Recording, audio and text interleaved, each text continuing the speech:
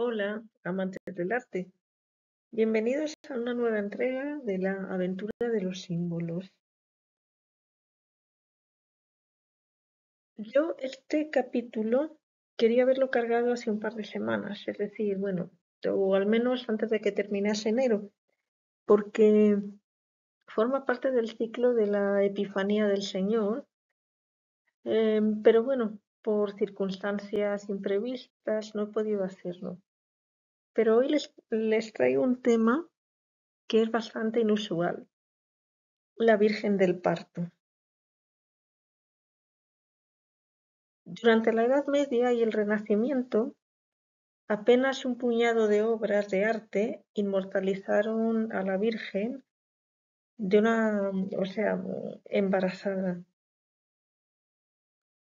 En una zona muy concreta de Italia, la Toscana, y en un tiempo relativamente breve, alrededor de los siglos XIV y XV, aparecieron unos pocos lienzos y frescos en los que la Virgen se veía encinta.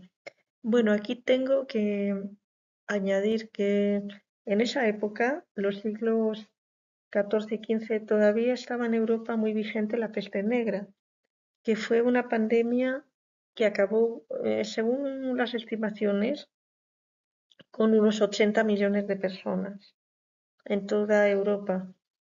Con lo cual, quedarse embarazada y llevar a buen término un parto era algo básicamente, bueno, si no imposible, muy riesgoso, ¿no? Estas imágenes de la Virgen embarazada, como la que ven en pantalla, se conocen como Madonas del Parto o Vírgenes del Parto. Es decir, porque el tema surge en Italia primero. Ahí en Italia fue donde primero atacó la peste negra, porque el norte de Italia, sobre todo, era el punto de enlace entre Asia y el resto de Europa, Europa occidental, en cuestiones de intercambio de mercancías, intercambio de ideas por la ruta de la seda. Es decir, que se traían seda de la China, especias, cosas así valiosas que no había en Europa y ahí se compraban. Y se piensa que la peste negra ocurrió porque las pulgas de los camellos, porque ahí cargaban la mercancía en camellos, ¿no? Desde Asia, pues traían ese virus o contagiaban ese virus. Pero el caso es que este tema es muy asociado de alguna manera a la época de la peste negra y también a Italia, aunque vamos a ver que hay una variación muy peculiar en España que les va a resultar curiosa. Y como luego les recordaré, si conocen algún ejemplo en Latinoamérica, pónganlo en la caja de comentarios, por favor. En las escenas de la Virgen del Parto, no, el tema en sí no se basa en pasajes específicos de los evangelios, ya sean canónicos, es decir, de aquellos incluidos en la Biblia, como hoy la conocemos, o apócrifos, que son aquellos evangelios que no se incluyeron en la Biblia, pero bueno, por distintas razones no están en el canon.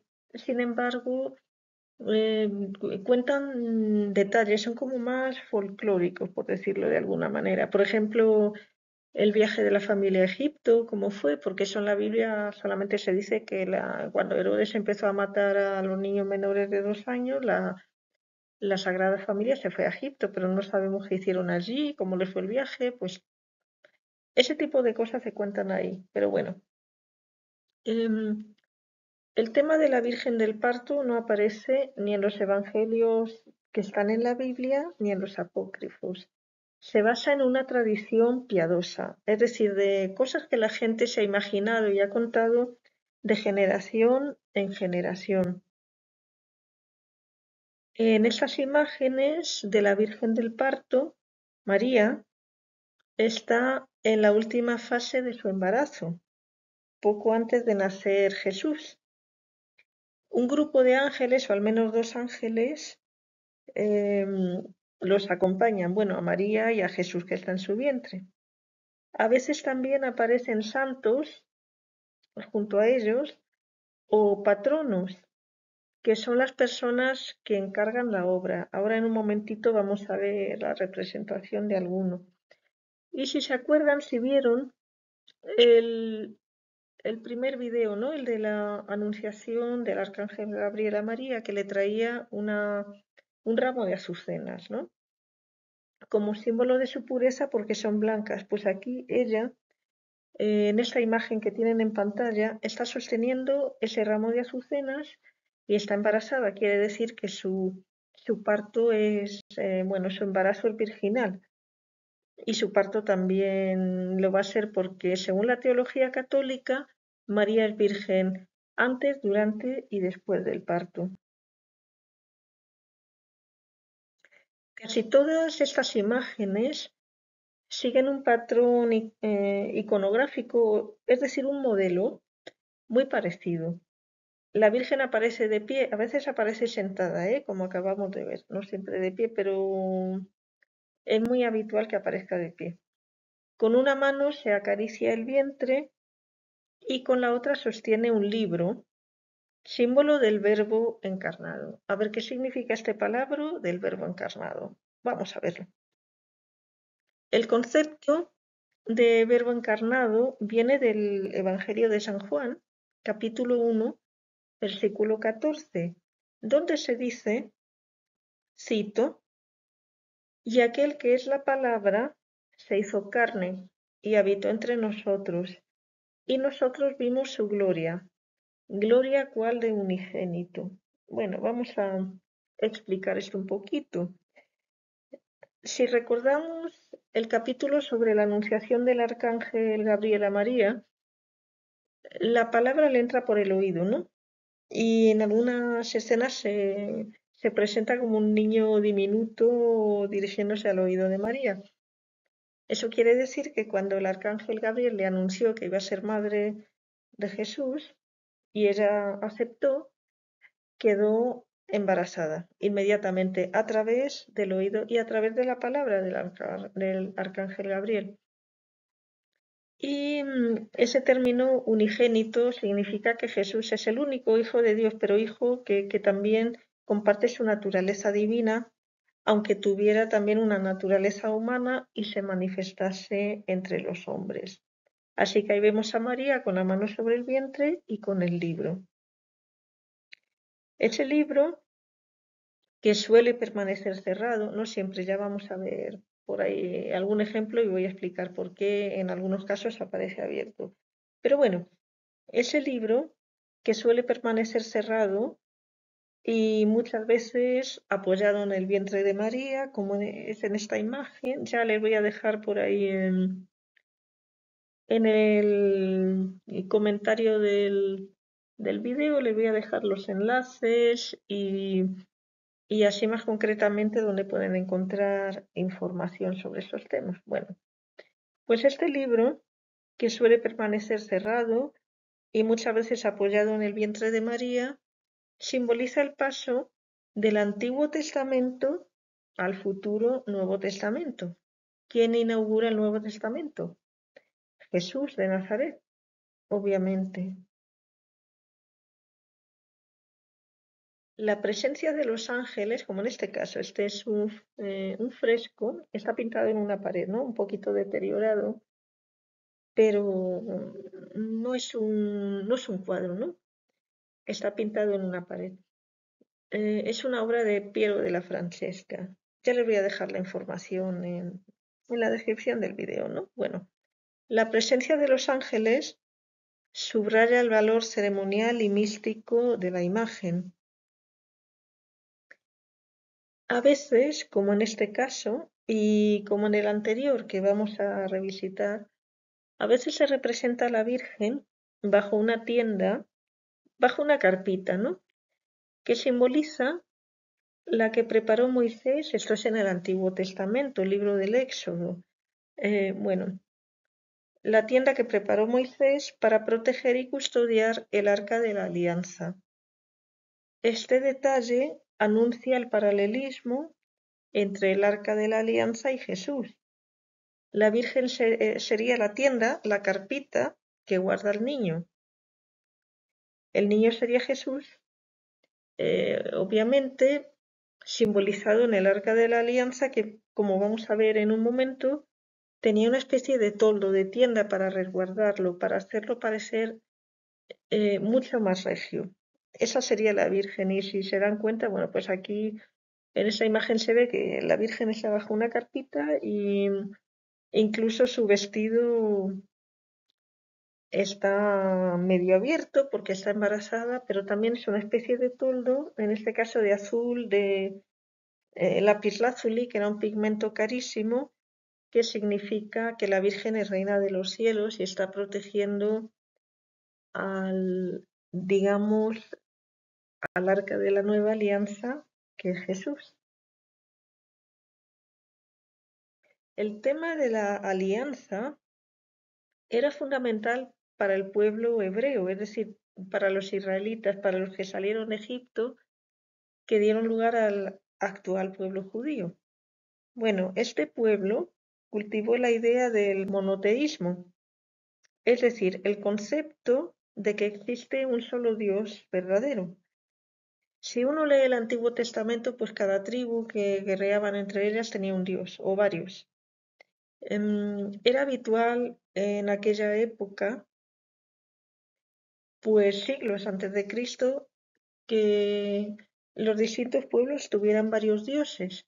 Sin embargo, el pueblo hebreo concibió la idea de tener uno. Eso es lo que significa monoteísmo, un solo Dios verdadero. Los demás que tengan los suyos, pero el mío es el verdadero, el mío es el que vale. Y los hebreos, aparte de desarrollar el monoteísmo, desarrollaron una segunda idea que también era fundamental para su religión, la idea de una alianza, un trato o un pacto con Dios. El hombre principal, el personaje, en todo este cambio fue Abraham. Es difícil entender a los judíos o al pueblo hebreo o sus antepasados sin entender a Abraham o Abram, como era conocido antes de tener su gran conversación con Dios. Bueno, vamos a ver en qué consiste esto. Esto aparece en el libro del Génesis, capítulo 17, donde Dios se revela a Abraham y le propone un pacto o una alianza. ¿En qué consistía esta alianza? Dios prometió a Abraham, como se llamaba entonces antes de ponerle la H intercalada, ¿no? Dios prometió a Abraham que tendría hijos con su mujer. Su mujer se llamaba Sara, como yo, y era una persona estéril. O sea, pero Dios le prometió que tendría hijos, aunque él ya tenía 99 años y ella también era una persona mayor. Pero había una condición, que todo varón debía ser circuncidado. Es decir, que esa era una alianza fuerte, ¿no? Porque que te arranquen el prepucio sin anestesia general y a, y a punto de piedra, de cuchillo de piedra, pues es mucho pedir de la gente, pero bueno, en fin. Como prueba física de este acuerdo con Dios, es decir, para que hubiera una prueba material, que no fuera solamente palabrería de que Abraham había hecho ese pacto con Dios, que iba a favorecer a los israelitas, se construyó el Arca de la Alianza o Arca del Pacto, siguiendo las especificaciones del propio Altísimo. Es decir, Dios le dijo cómo debía de ser, qué medidas debía de tener, qué características debía de ostentar. Se trataba de un cofre de madera cubierto de oro que, según el libro bíblico del Éxodo, contenía las 2 tablas de piedra de los 10 mandamientos O sea, es decir, que en la peregrinación al desierto, cuando se escapan de la tiranía de Egipto los israelitas y van hacia la tierra de Canaán, Moisés es el líder. Y en un momento dado, Dios los llama, se sube a un monte, se llamaba el monte Sinaí, y Dios le entrega unas tablas con unos mandamientos escritos. Esas tablas que contienen los 10 mandamientos se conocen como tablas de la ley y se supone que fueron entregadas directamente por Dios a Moisés. Y estos mandamientos contenidos en las tablas se convertirían en la constitución de la nación de Israel. Según las escrituras, ese arca también guardaba la vara de Aarón. Ahí no piensen mal, ¿eh? Bueno, Aarón era hermano de Moisés y era el primer sumo sacerdote de los hebreos. Entonces, como tal sacerdote, llevaba como un báculo, como llevan los obispos y los arzobispos hoy en día, algo parecido, ¿no? Y se guardó ahí según las escrituras. Si leen la Biblia, pues ahí está. Y también se guardó en el arca como testimonio de esa alianza una vasija de maná. El maná era lo que comían los israelitas, los hebreos, cuando estaban peregrinando por el desierto tratando de llegar a la tierra de Canaán.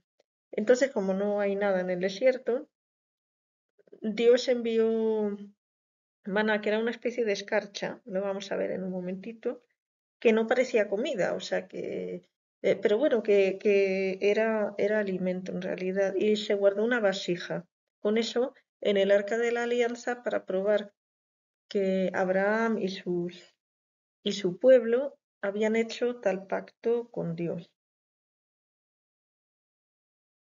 La denominación de arca proviene del latín arca, o sea, es la misma palabra, que significa cofre.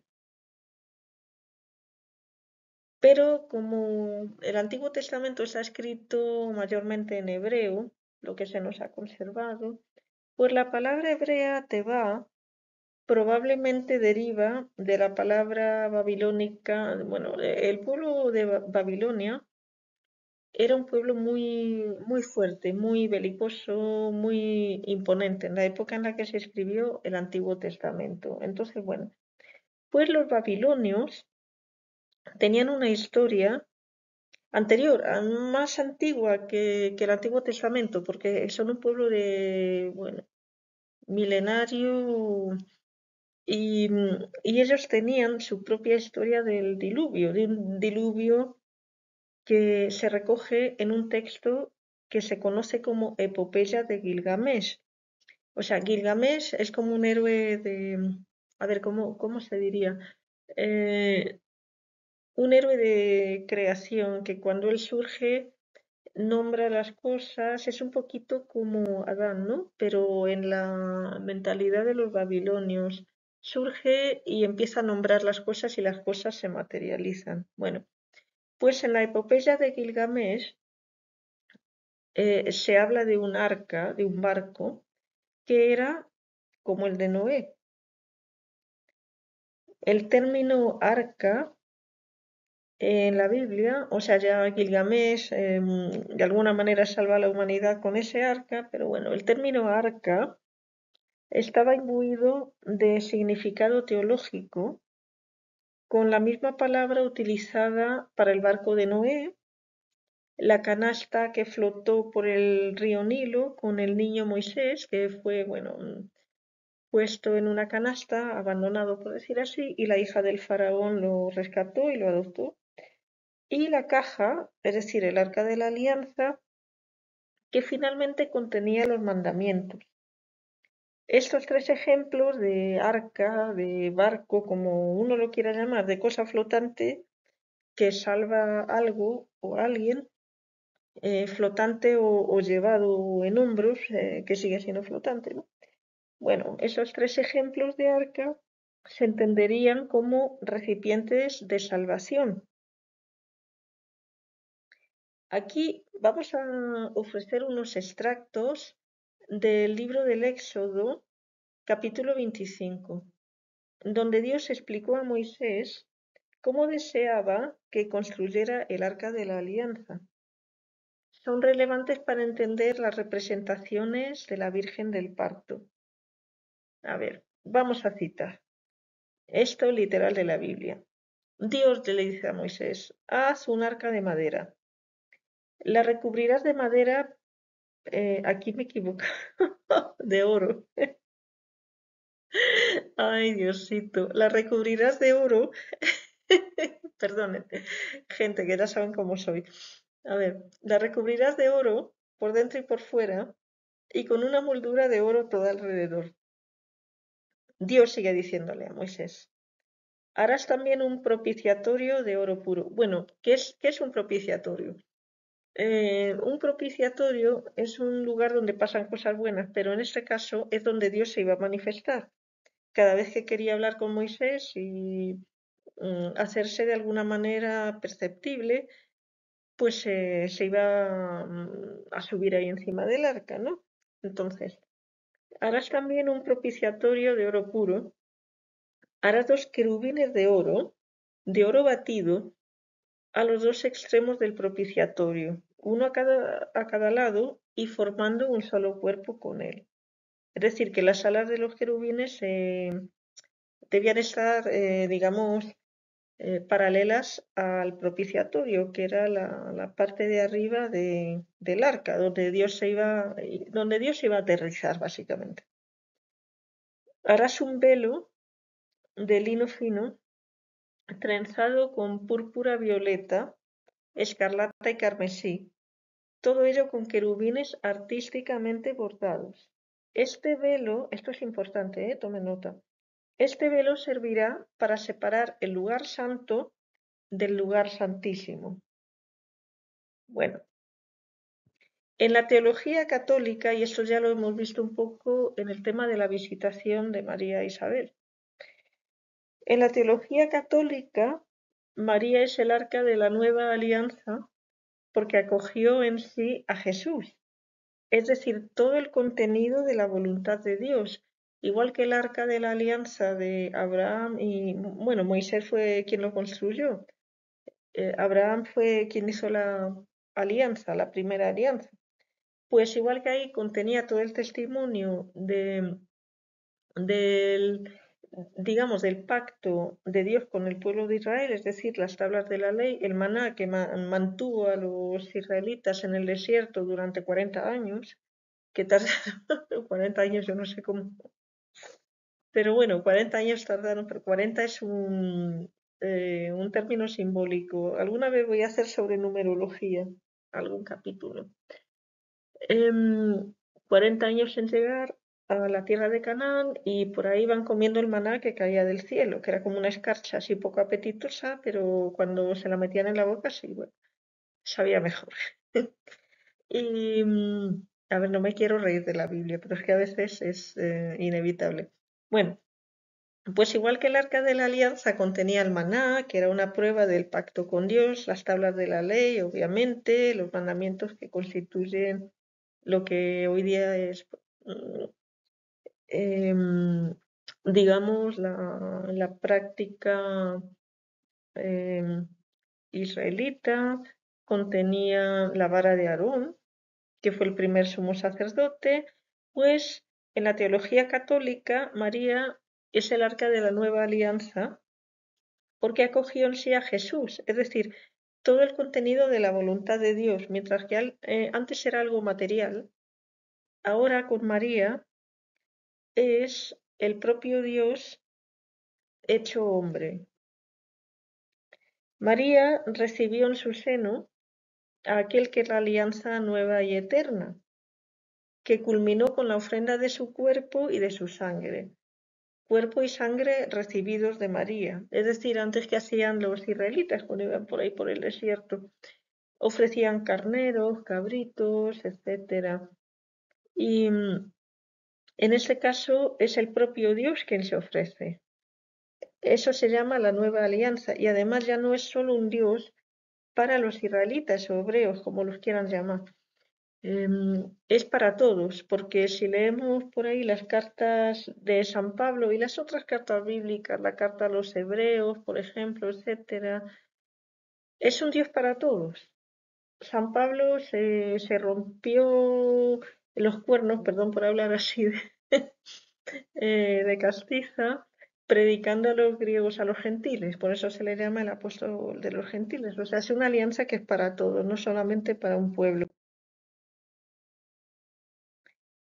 Entonces, sigamos con los paralelismos entre el Arca de la Alianza y María. El Arca de la Alianza llevaba la palabra de Dios, eso está en el libro del Deuteronomio, y María llevaba a Jesucristo, palabra de Dios hecha carne, eso está en el Evangelio de Juan, capítulo 1.